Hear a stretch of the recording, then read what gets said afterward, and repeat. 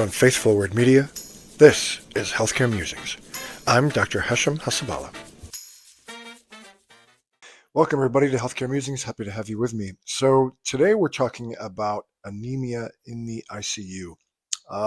Patients are typically very anemic, usually are anemic in the ICU. Many have chronic anemia. Many come in not anemic and then develop anemia, either because they're bleeding or we're giving them a lot of fluids and taking blood tests and blood samples. So a lot of patients become anemic or are anemic in the ICU. And so the question has been over the years, when do you transfuse blood? When do you give blood to patients who become anemic in the ICU? And again, shout out to the colleagues at pulmccm.org, Pulm, P-U-L-M, ccm.org, a great Substack. Everybody should subscribe. I'm a founding member, very proudly so. They had a recent post about, and they went through the guidelines that specialty societies have, critical care societies have, about transfusion triggers in patients, and it was very interesting. And overall, for the most part, in almost all conditions, they have a trigger of 7 to 8. So when the hemoglobin goes below 7 to 8, that's when you transfuse. And more specifically, in generally critically ill patients who are hemodynamically stable and not actively bleeding, most societies have recommended to transfuse when the hemoglobin is less than 7. This is the American Association of Blood Banks, which is now called the Association for the Advancement of Blood and Biotherapeutics, and the European Society of Intensive Care Medicine, again, recommend that you transfuse when the hemoglobin goes below 7. How about in active GI bleeding? Even, and this surprised me, even in active GI bleeding, the transfusion threshold should be less than 7. Maybe not someone who is pouring out and is hemodynamically unstable and in hemorrhagic shock. That's different. And actually, most of these guidelines excluded people who were hemodynamically stable and actively briskly bleeding. And so we have to take that with a grain of salt, with a caveat. But even active GI bleeding, hemoglobin, you transfuse when the hemoglobin goes below 7. Surgical patients, cardiac surgical patients, the AABB and the European Society of Intensive Care Medicine advise a hemoglobin threshold of 7.5 when it goes below 7.5. A U.S. Critical Care Society recommended a target of 7.5 to 8. And now, acute coronary syndrome is a little bit different. There isn't great evidence, but they do recommend that maybe a higher transfusion threshold. The European Society of Intensive Care Medicine recommended a target of 9 to 10. A U.S. Critical Care Society recommended against a restrictive strategy based on the trials that showed 10. So maybe someone with acute MI, acute coronary syndrome, we want to have their transfusion, their hemoglobin levels higher, and we want to transfuse when it's below 10. But even septic shock, not great evidence that you should keep hemoglobin levels higher, that again below 7.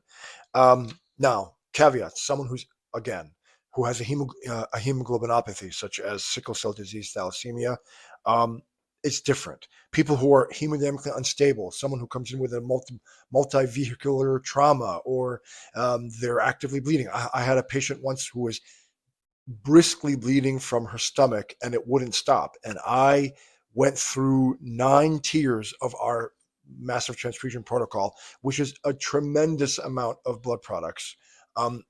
And that patient survived and did not develop renal failure. And for me, that's a huge success, right? So someone who's actively bleeding, you give them blood and you aggressively resuscitate them with blood. If they're actively bleeding. This is not what we're talking about, but just what we're saying is in general, hemodynamically stable, not actively bleeding patients, for the most part, we want to transfuse when their hemoglobins go below 7 or 8. Now, interestingly, the Substack talked about, well, why don't clinicians follow the guidelines? And so, he said, what if this patient has undiagnosed severe coronary disease? Or what if this stable GI bleed becomes massive overnight? but now the blood pressure is normal, but what if it goes down? Is this shock? What if the follow-up labs are not done in time?